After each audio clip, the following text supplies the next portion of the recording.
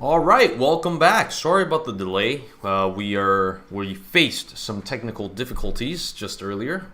Apparently, we could not actually get the camera working, but now we're all good. Okay, welcome back to the WPAT live stream for our New York session today. All right, so what's happening today in the market? Okay, before we actually jump on there, let's do a quick reminder for everyone. Okay. Basically, WPAT is not a financial planner, nor are we a broker. We do deal in Forex. Now, Forex is traded on margin, so therefore it is considered a high-risk investment product.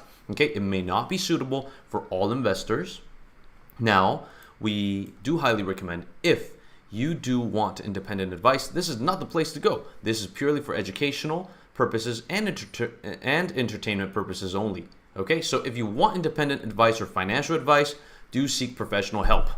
Okay, all right, so what is happening lately on the news, right? Obviously, everyone's all crazy about what's going to happen today. Okay, basically, what's the Fed's going to do with the interest rates? I believe this is what's going to actually move the market. Okay, basically today, markets tend to be actually quite, should I say, slow. Okay, it seems like everyone's just waiting for the Fed, see what Powell will actually do. Either they're going to stick with the rates that they expected to go at 75 basis points, or they will be a bit more dovish and aim at 50 basis points, which has been rumored a few days ago, or should I say last week. Okay, it has been rumored before. Okay, but anyways, we'll talk more about that in a little bit. Okay, so what is happening in the news? Okay, first, before we actually look into the market, let's take a look at the news. Obviously, something that everyone cares about, apparently, is Twitter. Okay, so Twitter now is actually charging $8 for the blue what? Okay, verification. Okay, so now I guess there may be a way to go about this. Maybe Elon Musk has thought he has spent too much, which is what Mark Cuban has actually said, that most likely, they have faith in Musk in terms of how he actually turns things around and how he actually handles businesses. Despite the fact that now he's making everyone work exactly like mini-me's, like mini Elon Musks.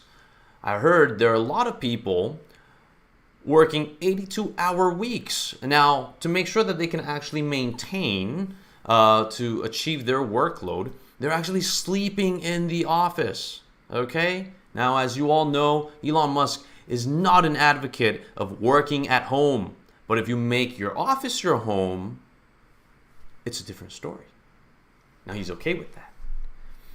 But anyways, hey, look, Elon Musk has done lots of good things, right? He's actually been taking lots of things to space. Recently, actually, there's a classified military, or should I say, Space Force mission that SpaceX was part of, okay? Which was exciting because apparently people could only see half of the live stream and then everything got cut off, okay?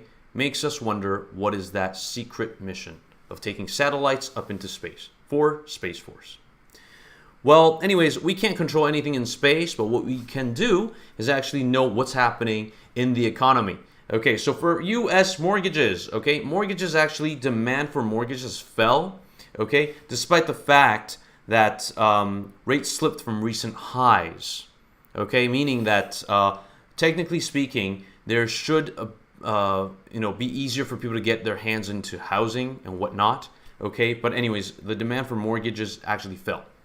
Okay, most likely due to inflation. Everyone just wants to keep their money. No one wants to spend, I suppose, right? Now, basically for the U.S. as well, the White House has actually allocated $13.5 billion to actually aim at lowering household energy bills. Now, that actually includes, okay, basically tax relief, okay, and also equipment improvement, okay?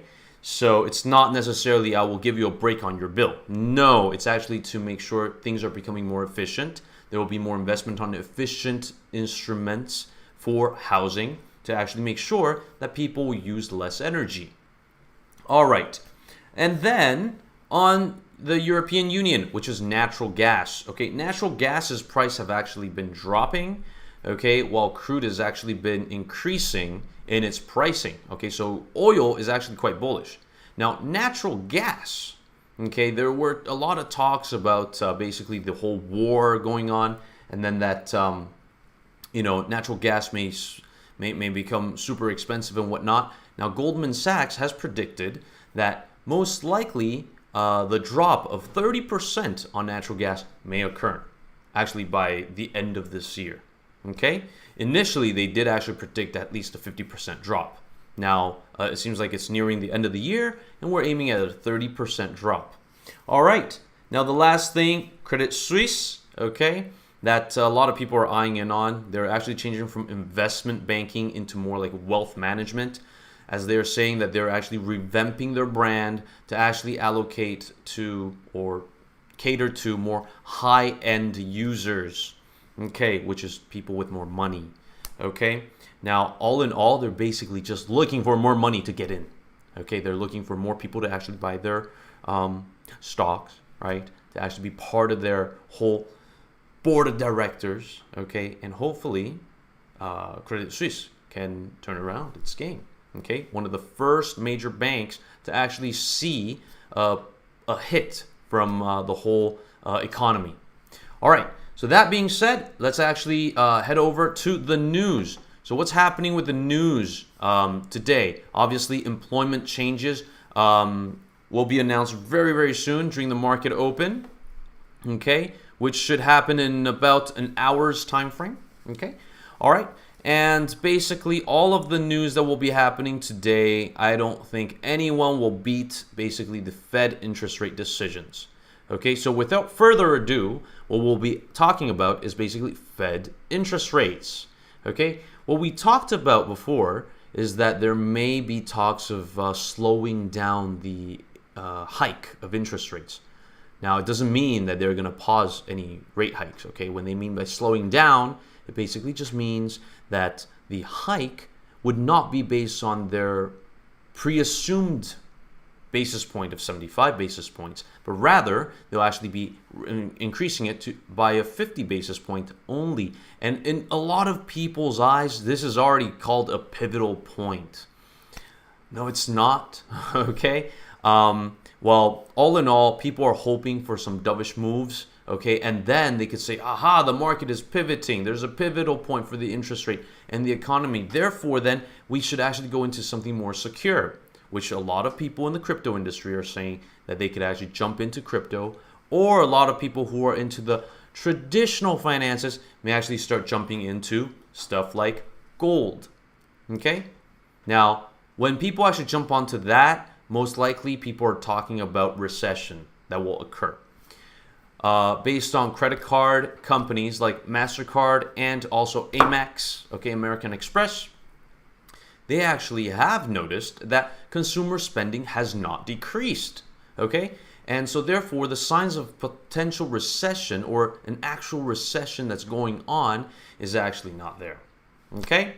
So anyways, all in all, GDP numbers are actually growing. So in reality, based on data, recession is not near, we're not anywhere near recession, okay? So stop with all that negativity, guys, and analysts and everybody, okay?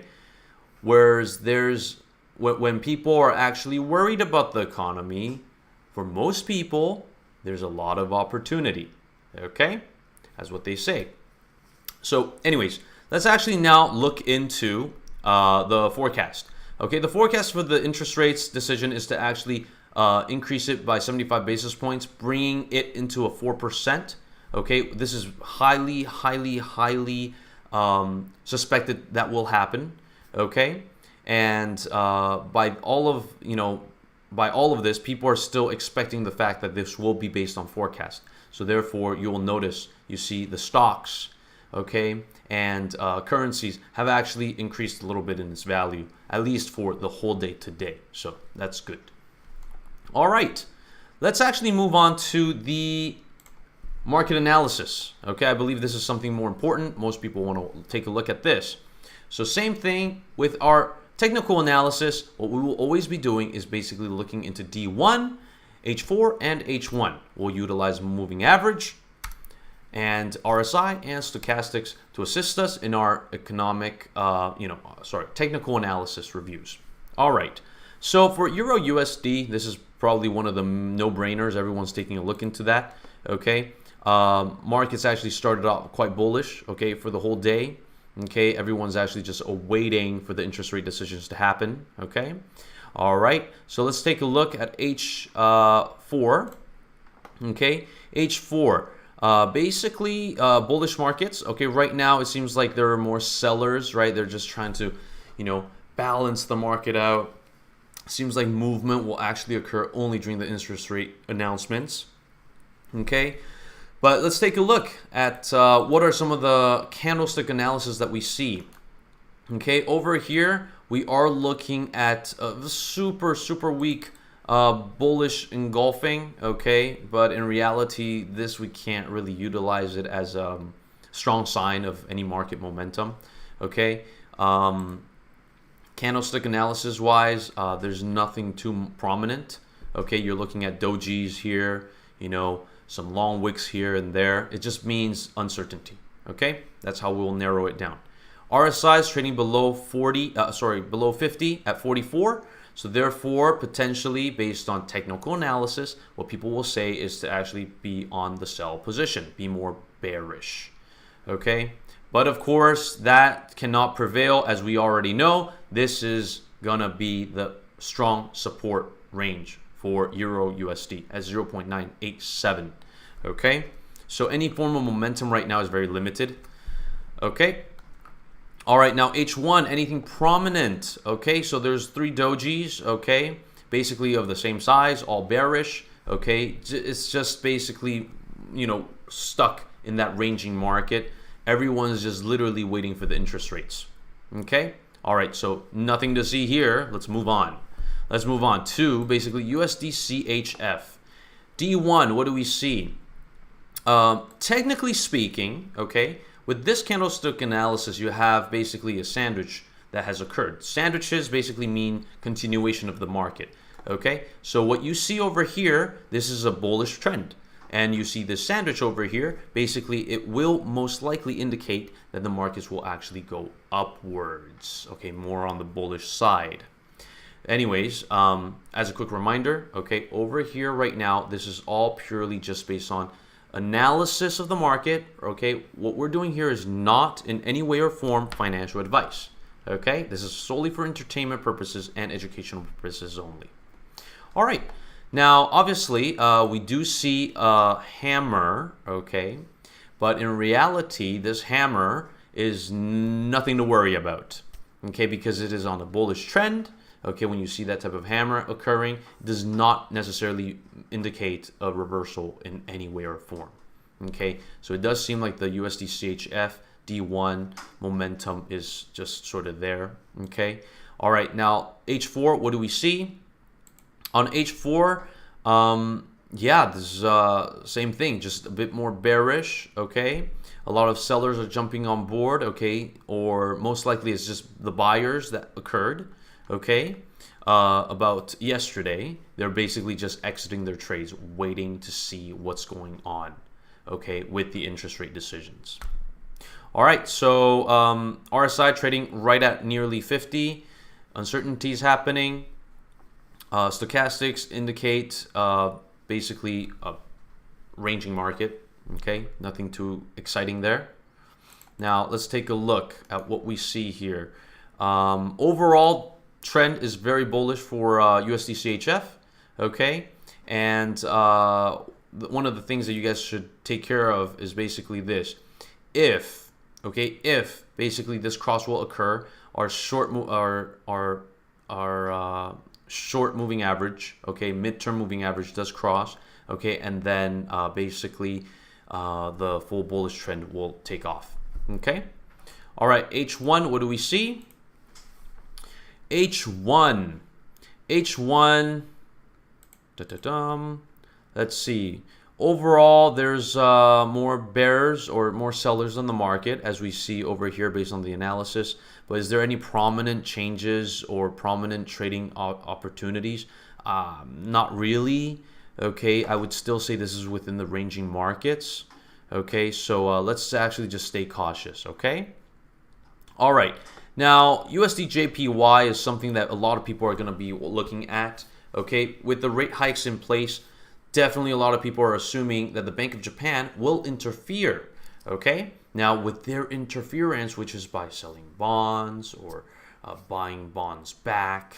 Okay, sorry, this is buying bonds back. Okay, to actually try to increase the value of the yen. Okay, is very, very high over there. Okay. So I believe everyone's actually watching out on the USD/JPY for possibly a lot of trading, volatility that's going to happen. Okay, obviously over here, what we see, this is actually a hammer that has occurred. Okay, now what a lot of people may also consider this as is basically a tweezer top. Okay, although super weak. Okay, but there may be a lot of people who would be indicating this as a tweezer top. If you do want to talk about that, the candlestick pattern is literally indicating a bearish harami. Okay, so a potential bearish market will occur. Okay, but overall, how much interference will the Bank of Japan do? We don't know. Okay, but I'm sure if the interest rate hikes, then you would be expecting that the prices are going to zip up. Okay, all right, so that's happening in D1. Now H4, what do we see? Okay, H4 overall, okay, the trend seems to be more bearish right now, but it is actually closing in on basically, one second, a triangle. You see over here could be a pivotal point for the USD/JPY. Okay, but I do believe there may be more potential for buyers, maybe after the interest rate decision. Okay, that's just speculation only. Okay, the RSI is trading right at nearly 44, 45. Okay, it's uncertain. Okay, so let's take a look at H1.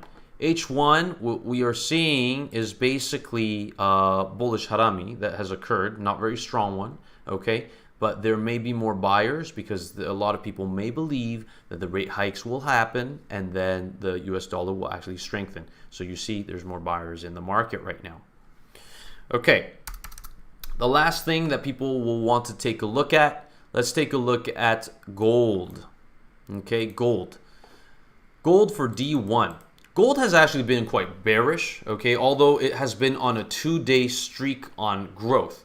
Okay, just like the stock markets. Okay, all right. So anyways, on D1, we're looking at all of the prices all below the moving average. So pretty strong bearish movement is actually there. Bearish trend is there.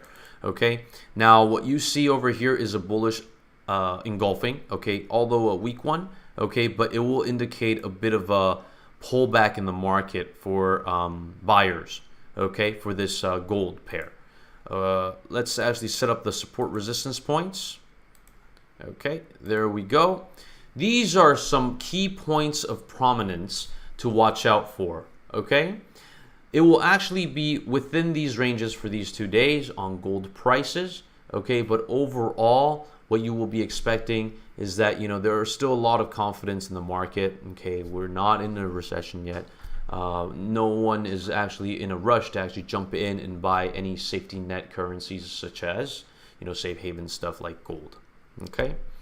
Although I personally am hoping gold prices to spike, okay? But that's me personally, okay? All right, so that's D1 for you, okay? 2 days of increase in value for gold, which is a good sign. Now let's quickly take a look at D on H4. RSI is reaching above 50, okay? It is exceeding 50. So therefore, then what that means is that there may be more buyers, okay, that will be jumping in, but it seems like not a lot of buyers will be holding on for long term, okay? Because overall the trend, oh no, overall the trend still seems to be more bearish. Now, let's quickly take a look at H1.